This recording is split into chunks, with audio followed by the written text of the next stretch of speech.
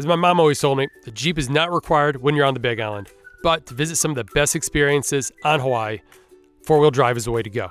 Come with Eric and me as we take you to 3 classic Big Island locations: the top of Mauna Kea for sunrise, coffee tasting in the Kona Cloud Forest, and a secluded beach on the Kona coast. Did you know Jeep made a hybrid? I mean, I didn't either, but we're taking it to Mauna Kea, so join us. Go on, Jordan, let's go.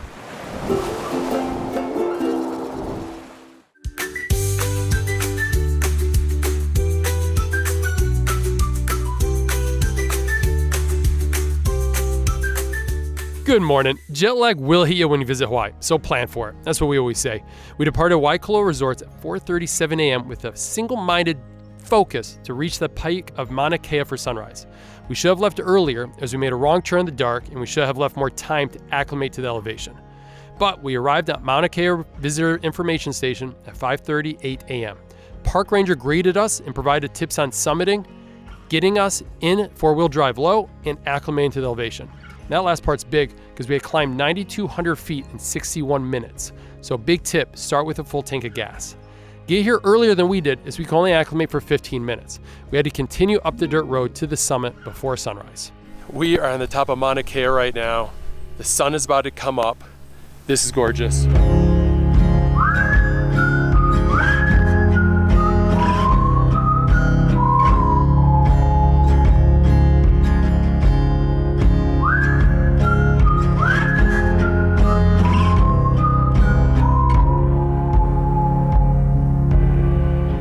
So get up here to Mauna Kea sunrise. You will need a 4x4 Jeep. We got our electric 4x4 Jeep from Joe at Big Island Jeep Rental. Quick thing, so you want to be there 2 hours before sunset. Really important, because you need an hour to acclimate to the elevation. I don't care if you're from Mount Everest or Colorado. You're going from sea level of 13,000 feet. And they close the gate to the summit an hour before sunset, and they don't tell you that. So be there 2 hours before sunset, and you'll be okay heading on the way up. You'll go up in four-wheel drive high.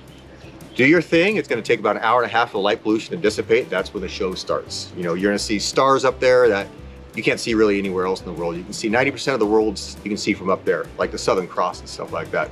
So the sun's going to go down. About an hour and a half later, you're going to see the show, pack a lunch, and take your time on the way down, and it's going to be pretty cool, pretty epic.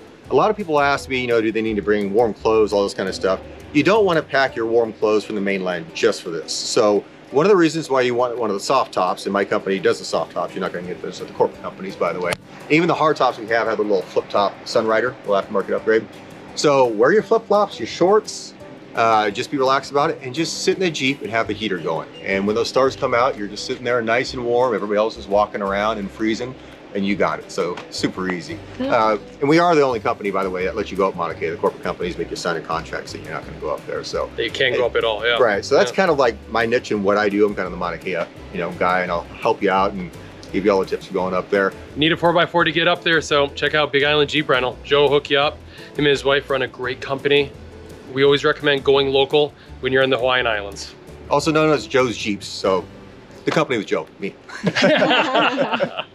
Sweet, all right, thanks, man. Thank you. We'll see you later. If you don't want to come up here for sunrise, check out our stargazing tours, our favorite stargazing tours. A lot of them will pick you up right from your resort, from wherever you're staying in West Hawaii, and bring you out here. So if you don't want to freeze at sunrise, you can freeze at stargazing at night. I love facts. So Mauna Kea means the White Mountain. Its peak is 13,803 feet above sea level, making it the highest point in the state of Hawaii. So you're literally on the top of Hawaii when you visit here. Now, measured from its underwater base, is the tallest mountain in the world, so take that, Mount Everest. It's about 1 million years old and last erupted 6,000 to 4,000 years ago, and is now thought to be dormant. So making it to the top of Mauna Kea for sunrise was an experience, and it rivaled visiting Haleakala for sunrise in my opinion. There's only one other couple up there with us and a tour group that showed up at the summit for sunrise. We just came down from the summit and we stopped at the Onizuka Visitor Center. It is named after the astronaut Onizuka, who was actually from the Big Island, and he passed away, or he died, in the Challenger shuttle. So when you come to this visitor center, as you're coming down, they do a brake check to make sure brakes are still good before you continue down, because we're still at 9,200 feet elevation here. Now this visitor center is open from 9 to 9. So if you're coming up and you don't want to do the summit, then check out this visitor center. The guides are super friendly. They do get some telescopes out at night. If not, they do use a laser pointer or point out. So they do stargazing here during the day. You can leave from here for hikes.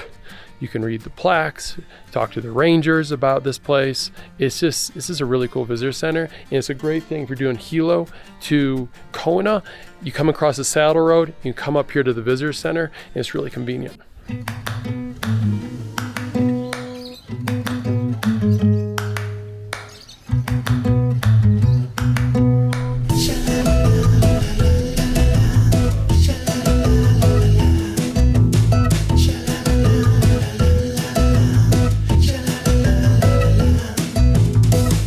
All right, so we have made it. We're at 3,200 feet up in Kona Coffee Country at Mountain Thunder Coffee.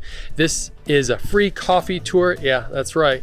Every 30 minutes, they leave starting at 9 a.m., which makes it really good when you're coming down the mountain from Mauna Kea. They're 20-minute tours. Also, so you can learn all about coffee growing and how to drink it, and I don't know, we'll have to see, right? It's gonna be a cool tour. And number 2, they have a nature walk, and it goes to 2 lava tubes plus an observation deck. That costs money. It costs $10 per group. So it's a pretty good deal, right? Worth checking out. And one of the best things is there's free tastings too. I'm gonna make one fix to this itinerary. So our itineraries that we sell, right? We practice those itineraries, we make sure they're all good. This one we're going off the cuff. So what I would fix on this day is I'd come down from Mauna Kea and I'd come straight here to Thunder Mountain Coffee and then get breakfast at the Pine Tree Cafe. We did that detour to Island Lava Java and Waikoloa Village. And that cost us a lot of time and a little backtracking. So after Mauna Kea, I'd come up here, then go to breakfast. So bring some snacks for the road because it's a long trip. After Mauna Kea sunrise, you should be able to get here before 9 o'clock, before their first tour. Be perfect. Recharged on coffee, we headed down the mountain for the 20-minute drive to Keikahakai State Park.